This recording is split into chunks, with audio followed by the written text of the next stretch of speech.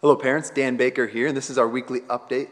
Last night at AMPD, we wrapped up our series on prayer, and what we were really trying to do last night is show them how prayer is not just some stuffy way of saying some old words, but prayer is our way of accessing something that's bigger than ourselves. Prayer is a way of accessing a relationship to God, and not everybody understands it. Not everybody understands that is what prayer really is. Everybody is designed to be a part of something that is bigger than themselves. Everybody has a desire for something more than what they can do.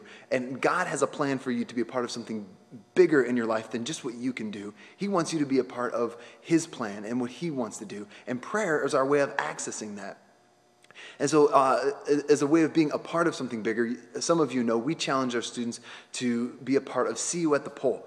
And this is a first national and then international movement of student-led prayer at school campuses. And of the reports that I got, we had over 75 students at a bunch of different middle schools all over this area of our students here at AMP that showed up at their school, at their flagpole, and they prayed in the cold and the dark before school started. And I'm very proud of them and their boldness in prayer. Well, I feel like that was such a success, but that in relation to the millions of teenagers who took the initiative to lead themselves in prayer at their school campuses is a powerful thing, and is one way of being a part of something bigger. We also left them, challenging them to find ways that they can find something that is bigger than themselves in their world, and start to look at what do they want God to do with that. How does they want God to use them? How do they want God to change that in their lives? And that is our access to prayer.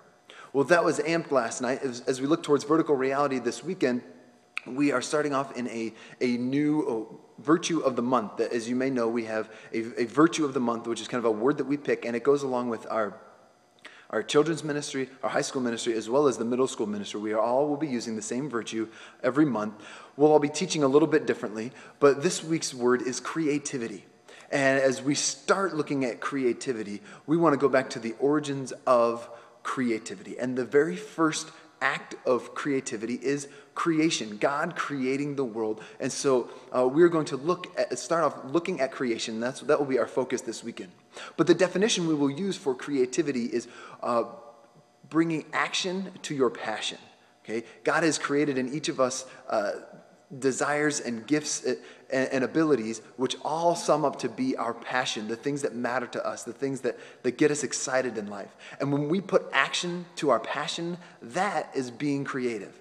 And so as we start to talk about that and start to talk about creation and who God is, we're doing a couple things. We're going to ask our students to bring back something next week that is a representation of their passions. What gets them excited? What gets them really going? What are they passionate about? Whether it be a football or a drawing tablet or a musical instrument or a picture of their friends or a printout of their friends list on Facebook. What are they really passionate about? Because it's the things that we do, the things that we are passionate about, that we put action to, that really define who we are.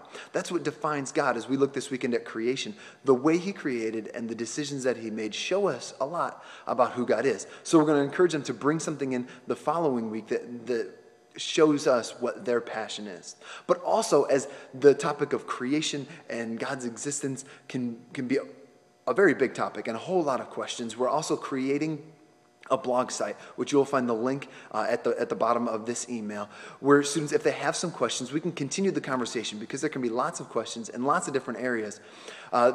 We want to encourage them to go on and comment on the website and just ask their questions. And myself and some of the other leaders, we will do our best to answer some of those questions. But I invite you, go take a look at it even before Sunday, see what it is.